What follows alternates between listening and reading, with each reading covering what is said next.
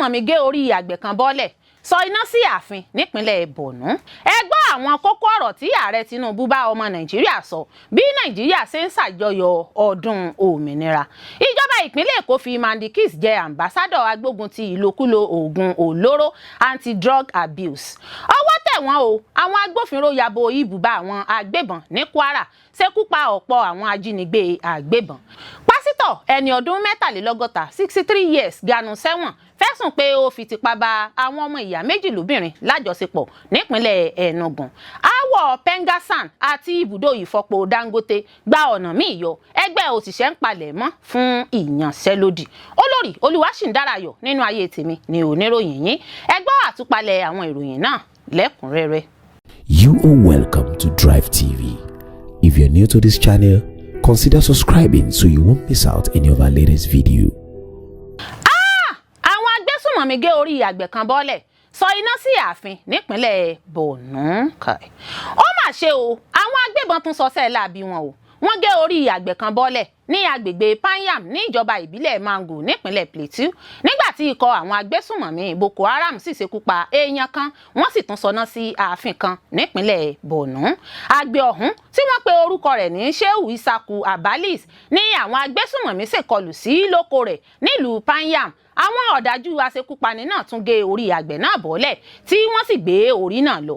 Ààrẹ àpapọ̀ ẹgbẹ́ ìdàgbàsókè Nwanguvo Bulus David fìdí ìṣẹ̀lẹ̀ burúkú náà múlẹ̀ lọ́jọ́ Ìṣẹ́gun Tuesday. Ó jẹ́ kó di mímọ̀ pé ìṣẹ̀lẹ̀ ìkọlù àti ìjínigbé ti di lemọ́lemọ́ báyìí ní agbègbè Panyam àti Pusit.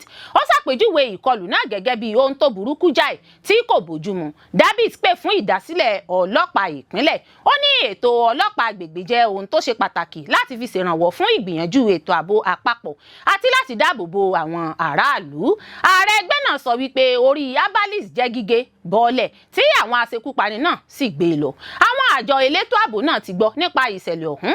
Ọ̀gá àgbà ẹ̀ka àjọ elétò ààbò níjọba ìbílẹ̀ Mangu tó darí ikọ̀ àwọn elétò ààbò lọ agbègbè náà. Bákan náà ló sọ wípé ọ̀gá ọlọ́pàá DPO náà ti gbọ́ nípa ìṣẹ̀lẹ̀ náà. David pè fún ètò ààbò tó gbópọn lẹ́kùn náà. Ó tẹnumọ́ pé ààbò ojúkorojú ló lè mú ìfọkàntán àwọn olùgbé ìlú padà bọ̀ sípò àti láti dáàbò bo ẹ̀mí àwọn èèyàn. Gbogbo ìgbìyànjú àwọn akọ̀ròyìn láti kàn sí agbẹnusọ fún ikọ̀ Operation Enduring Peace Ọ̀gágun Samson Sakom àti agbẹnusọ fún iléeṣẹ́ ọlọ́pàá ìpínlẹ̀ Plateau DSP Alabo Alfred lórí ìṣẹ̀lẹ̀ náà ló já sí pàbó títí di ìgbà tí à ń kó ìròyìn yìí jọ. Wàyí o, àwọn afurasí agbésùnmọ̀mí Boko Haram ṣèkọlù sílùú Kirawa níjọba ìbílẹ̀ Goza nípínlẹ̀ Borno lálẹ́ ọjọ́ Ajé Monday. Níṣe ni wọ́n dáná sun ààfin olórí ìlú agbègbè náà Alhaji Abdulrahman Abubakar tí wọ́n sì ṣekú pa olùgbé ìlú kan, bà ọ̀pọ̀ ṣọ́ọ̀bù ilé ìtajà jẹ́ tí wọ́n sì tún jí ọkùnrin kan tó jẹ́ olùgbé ìlú náà sálọ. Gẹ́gẹ́ bí ìròyìn tó tẹ̀ wá lọ́wọ́, àwọn àṣekọlù ọ̀hún ló yabo ìlú náà ní déédéé aago 9 alẹ́ lórí ọ̀kadà alùpùpù tí ọ̀rọ̀ sì di bó lọ yá mi. Ọ̀rọ̀ di ẹni orí yọ òdìlé, èyí tó mú kí ọ̀pọ̀ àwọn aráàlú sàsálà fún ẹ̀mí ara wọn lọ sílẹ̀ Cameroon. Alága ẹgbẹ́ ìdàgbàsókè Kirawa Yakubu Kirawa fìdí ìṣẹ̀lẹ̀ náà múlẹ̀ tó sì pè fún ìdásílẹ̀ ibùba ikọ̀ ológun ní agbègbè náà. Ẹ gbọ́ àwọn kókó ọ̀rọ̀ tí ààrẹ Tinubu bá ọmọ Nàìjíríà sọ bí Nàìjíríà ṣe ń ṣàyájọ́ ọdún òmìnira. Ààrẹ ilẹ̀ wa Nàìjíríà Bọ́lá Ahmed Tinubu ti gbóṣùbà káre fún àwọn ọmọ Nàìjíríà nínú ọ̀rọ̀ tó sọ ní àyájọ́ òmìnira bí Nàìjíríà ṣe pé ọdún 75 tó gba òmìnira. Tinubu sọ pé Nàìjíríà ti la àwọn ìgbà ìṣòro ìpèníjà tó le kọjá àti pé àsìkò láti máa jẹ àwọn ọrọ̀ ìyà tí àwọn ọmọ Nàìjíríà ti jẹ sẹ́yìn ti dé báyìí. Nígbà tó ń sọ̀rọ̀ lórí àwọn nǹkan tí ìṣèjọba ti gbèsè lẹ́nu ìgbà tó ti wà nípò gẹ́gẹ́ bí ààrẹ orílẹ̀-èdè Nàìjíríà, ó ní gbogbo ọmọ Nàìjíríà ló nílò láti fọwọ́sowọ́pọ̀ láti rí dájú pé gbogbo àwọn àṣeyọrí so èso rere àti pé ìjọba àpapọ̀ yóò máa tẹ̀síwájú láti rí pé ètò ọrọ̀ ajé Nàìjíríà dúró re. Tinubu ní lóòótọ́ ni àwọn kan máa ń wòye pé ibì kan ló yẹ kí Nàìjíríà wà gẹ́gẹ́ bí orílẹ̀-èdè, àmọ́ ààrẹ ní ibi tí Nàìjíríà wà lórí ètò ọrọ̀ ajé nígbà tó gba òmìnira kọ́ ló wà báyìí. Ààrẹ ní ìyàtọ̀ ti dé bá ètò ọrọ̀ ajé Nàìjíríà gidi lòdì sí ipò tó wà tẹ́lẹ̀ ní ọdún 75 sẹ́yìn. Ó sọ pé lábẹ́ ìṣèjọba òun ọ̀wọ́n gógó oúnjẹ ni àdínkù ti bá pẹ̀lú ìdá 20 nínú oṣù kẹjọ ọdún yìí, èyí tó kéré jùlọ láàrin ọdún mẹ́ta tí òun ti gba ìjọba. Ó fi kún pé àwọn ń ṣiṣẹ́ láti rí i pé ìgbéga bá ètò ọ̀gbìn lójúnà àti mú kí oúnjẹ pọ̀ yanturu àti láti mú àdínkù bá owó oúnjẹ. Ó tẹ̀síwájú pé àlékún ti ń bá bí wọ́n ṣe ń pawó wọlé láì gbé ara lé owó epo rọ̀bì, èyí tó wọ 20 tírílíọ̀nù náírà ní ọdún 2025 nìkan. Bákan náà ló fi kún pé owó tí àwọn ń pa wọlé lòdì sí èyí tí wọ́n fi ń san gbèsè ní àdínkù ti bá jọjọ. Ààrẹ ní Nàìjíríà ti ń kó ọjà lọ sí ilẹ̀ òkèèrè púpọ̀ báyìí yàtọ̀ sí epo rọ̀bì nìkan, dípò bó ṣe jẹ́ pé Nàìjíríà ló máa ń gbé ara lé ọjà tí wọ́n ń kó wọlé láti ilẹ̀ òkèèrè bó ṣe rí tẹ́lẹ̀. Tinubu wòye pé ìgbéga ti bá ètò ẹ̀kọ́ Nàìjíríà yàtọ̀ sí bí ó ṣe wà ní ọdún 1960 tí Nàìjíríà gba òmìnira. Ó ní 120 ilé ẹ̀kọ́ girama ló wà ní Nàìjíríà lọ́dún 1960, ṣùgbọ́n tí àwọn ilé ẹ̀kọ́ girama tó wà ní Nàìjíríà báyìí ti lé ní 23,000 ní ọdún 2024. Ó fi kún pé lẹ́yìn ilé ẹ̀kọ́ gíga fásitì Ìbàdàn àti Yaba College of Technology tó wà ní Nàìjíríà nígbà tí òmìnira, tí ilé ẹ̀kọ́ gíga fásitì ti di 274, ilé ẹ̀kọ́ gbogbonìṣe ti di 183, tí àwọn ilé ẹ̀kọ́ olùkọ́ni sì ti di 236 ní ìparí ọdún 2024. Ààrẹ ní àwọn ń tẹ̀síwájú láti máa ṣiṣẹ́ pẹ̀lú àwọn ẹ̀ṣọ́ ààbò láti rí dájú pé ètò ààbò tó dájú wà ní Nàìjíríà àti láti rí i pé ètò ọrọ̀ ajé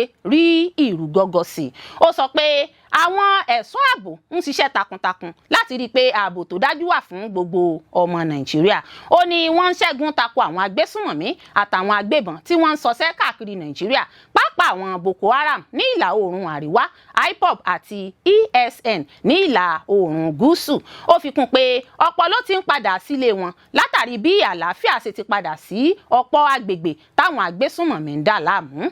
Nígbà tó ń sọ̀rọ̀ nípa àwọn ọ̀dọ́, ààrẹ ní àwọn ọ̀dọ́ ní ọjọ́ ọ̀la Nàìjíríà tí wọ́n sì gbọ́dọ̀ máa tẹ̀síwájú láti máa ṣe àkànṣe lẹ́ka sáyẹ́ǹsì, ìmọ̀ ẹ̀rọ, eré ìdárayá lójúnà láti mú ìdàgbàsókè bá Nàìjíríà. Ó fi kún pé àwọn ṣe àgbékalẹ̀ nelfund láti ṣe àtìlẹ́yìn fún àwọn ọ̀dọ́ lẹ́nu ẹ̀kọ́ wọn, èyí tí àwọn akẹ́kọ̀ọ́ tó lé ní 510,000 káàkiri gbogbo Nàìjíríà ti jẹ àǹfààní rẹ̀. Ààrẹ ní ilé ẹ̀kọ́ gíga tó lé ní 228 ni wọ́n ti jẹ àǹfààní ètò ẹ̀yáwó tó tó 99.5 billion naira láàrin ọdún kan tí wọ́n ṣe àgbékalẹ̀ rẹ̀. Bákan náà ló fi kún pé àwọn ọmọ Nàìjíríà tí iye wọn jẹ́ 153,000 ni wọ́n ti jẹ àǹfààní ẹ̀yáwó 30 bílíọ̀nù náírà láti fi ra nǹkan. Ìjọba ìpínlẹ̀ Èkó fi Mandy Kiss jẹ ambassadọ̀ agbógun ti ìlòkulò oògùn olóró anti-drug abuse. Gbajúmọ̀ orí ayélujára Ayọ̀mípọ̀sí Olúwadáǹsì tí ọ̀pọ̀ mọ̀ sí Mandy Kiss ni wọ́n ti fi jẹ ambassadọ̀ agbógun ti ìlòkulò oògùn olóró nípínlẹ̀ Èkó, Lagos State Kick Against Drug and Substance Abuse. Nínú fídíò tó gba orí ayélujára lọ́jọ́ Ìṣẹ́gun Tuesday, kọmíṣánná fún ọ̀rọ̀ ọ̀dọ́ àti ìdàgbàsókè aráàlú Ọ̀gbẹ́ni Mobọ́lájí Ògúnléndé fi Mandy Kiss jẹ ambassadọ̀ aṣojú agbógun ti ìlòkulò oògùn olóró níbi ètò kan tí Lascada gbé kalẹ̀. Ó rọ àwọn aráàlú láti darapọ̀ láti gbógun ti ìlòkulò oògùn olóró. Ó sọ wípé àwọn wà pẹ̀lú Mandy Kiss, ó sì ti gbà láti jẹ ambassadọ̀, ìyẹn aṣojú ikọ̀ agbógun ti ìlòkulò oògùn olóró Lascada. Ọ̀rọ̀ ìlòkulò oògùn olóró ti gba ìgboro kan, èyí tó sì ti ń ṣàkóbá fún ọ̀pọ̀ àwọn èèyàn, pàápàá jùlọ àwọn ọ̀dọ́ ilẹ̀ wa Nàìjíríà. Ó ní ìjọba kò lè dá nìkan gbógun ti ìlòkulò oògùn olóró. Ó ní àwọn gbọ́dọ̀ ṣiṣẹ́ papọ̀ pẹ̀lú àwọn tó lè kàn sí ọ̀pọ̀ àwọn èèyàn bó ti yẹ. Ó sọ síwájú sí pé Mandy Kiss ní ọ̀pọ̀ èrò lẹ́yìn tó lé ní 402,000 lórí ayélujára. Tí a ò bá gbàgbé, a ó rántí pé gbajúmọ̀ orí ayélujára ló ti kọ́kọ́ mú 30 oṣù kẹsàn-án láti bá 100 ọkùnrin lájọṣepọ̀ lọ́jọ́ kan ṣoṣo. Mandy Kiss sọ wípé ètò náà ní láti forúkọ sílẹ̀ pẹ̀lú àjọ Guinness World Record GWR, èyí tí yóò wáyé ní Ìkòròdú nípínlẹ̀ Èkó. Ẹ̀wẹ̀, àjọ GWR gbé àtẹ̀jáde kan síta tako ìgbésẹ̀ tí Mandy Kiss fẹ́ gbé. Àjọ Guinness World Record ní àwọn kò faramọ́ ìgbésẹ̀ Mandy Kiss fún bó ṣe fẹ́ bá 100 ọkùnrin lájọṣepọ̀ láti gba àmì ẹ̀yẹ àgbáyé. Nígbà tó padà sọ̀rọ̀, ó ní eré ní ìkéde náà èyí tó dá awuyewuye sílẹ̀ nílùú tí àwọn èèyàn sì ń rọ gómìnà ìpínlẹ̀ Èkó Babájídé Sanwó-Olú láti fi ìyà tó tọ́ jẹ. Ojúṣe àjọ LASCADA ní láti gbógun ti ìlòkulò oògùn olóró, ṣètò ìdánilẹ́kọ̀ọ́ àti ìlanilọ́yẹ̀. Ọwọ́ tẹ̀ wọ́n o. Àwọn agbófinró yabo ibùba àwọn agbébọn ní Kwara ṣekú pa ọ̀pọ̀ àwọn ajínigbé agbébọn àdúpẹ́. Ètò ààbò ti ń padà bọ̀ sípò ní ìpínlẹ̀ Kwara báyìí bí àpapọ̀ àwọn ọmọ ogun ilẹ̀ wa ṣe kọlu ọ̀pọ̀ ibùba àwọn agbébọn nípínlẹ̀ náà. Gẹ́gẹ́ bí àtẹ̀jáde tí agbẹnusọ àgbà fétò ìròyìn fún gómìnà ìpínlẹ̀ Kwara Rafiu Àjàkáyé fi léde, ọ̀pọ̀ ẹ̀mí àwọn ọ̀daràn yìí ló lọ lórí ìkọlù náà. Àjàkáyé sọ pé ẹnikẹ́ni kò tí ì lè sọ bóyá àwọn ikọ̀ ológun ìjọba pàdánù ẹ̀mí wọn nínú ìkọlù náà tàbí bẹ́ẹ̀ kọ́. A ó rántí pé lọ́jọ́ àìkú Sunday ní àwọn afurasí agbébọn ya wọ ìlú Òkè-Ọdẹ ní ìjọba ìbílẹ̀ Ìfẹ́lódùn, wọ́n sì pa èèyàn 15 tó fi mọ́ baálẹ̀ agbègbè kan. Àpapọ̀ ikọ̀ ọmọ ogun ló gbéná wojú àwọn agbébọn ní ibùba wọn tó wà ní agbègbè Bàbá Ṣàngó ní alẹ́ ọjọ́ Ajé Monday. Ní ibi ìkọlù yìí ni ọ̀pọ̀ ẹ̀mí àwọn ọ̀daràn yìí ti ṣòfò. Ìkọlù àwọn ọmọ ogun sáwọn agbébọn yìí ló wáyé ní ọjọ́ kejì tí ìṣẹ̀lẹ̀ ìpànìyàn náà wáyé ní ìlú Òkè-Ọdẹ ní ọjọ́ àìkú. Ìròyìn fi hàn pé ìkọlù sí ibùba àwọn ajínigbé yìí wáyé ní ààlà ìpínlẹ̀ Kogi sí ìpínlẹ̀ Kwara. Àtẹ̀jáde náà tẹ̀síwájú pé ṣáájú ní àjọ ọmọ ogun òfurufú ti kéde ìkọlù láti òfurufú sórí àwọn ọ̀daràn náà, eléyìí tó jẹ́ ìbẹ̀rẹ̀ ọ̀tun láti jẹ ibùba àwọn àgbébọn ọ̀hún. Kò tí ì sí àrídájú kankan bóyá àwọn ikọ̀ ìjọba pàdánù ọmọ ogun kankan. Ọkùnrin méjì tí wọ́n fara gba ọgbẹ́ nílùú Òkè-Ọdẹ kàyéfì ńlá ló jẹ́ ní ọjọ́ Ajé ọjọ́ 21 oṣù yìí nígbà tí àwọn ọ̀dọ́ tú jáde ní àwọn ìlú bíi Òkè-Ọdẹ, Babańlá, Ìgbàjà, Àgùnjì, Sàgbẹ̀ àti àwọn ìlú míì tó wà lẹ́kùn gúúsù ìpínlẹ̀ Kwara. Àwọn ọ̀dọ́ náà sì kóra wọn jọ sí ìkóríta tó lọ sí ìlú Àjàṣẹ́-Ìpó. Wọ́n gbégi dí òpópónà Ìlọrin sí Àbújá láti dènà lílọ bíbọ̀ àwọn ọkọ̀. Ìgbésẹ̀ yìí wáyé lẹ́yìn ìkọlù tí àwọn agbébọn ṣe sí ìlú Òkè-Ọdẹ ní ọjọ́ àìkú ọjọ́ 18 oṣù kẹsàn-án. Àwọn agbébọn ya wọ ìlú náà ní nǹkan bíi aago 7 òwúrọ̀, wọ́n sì pa àwọn fìjìláńtẹ́ 13 àti baálẹ̀ kan.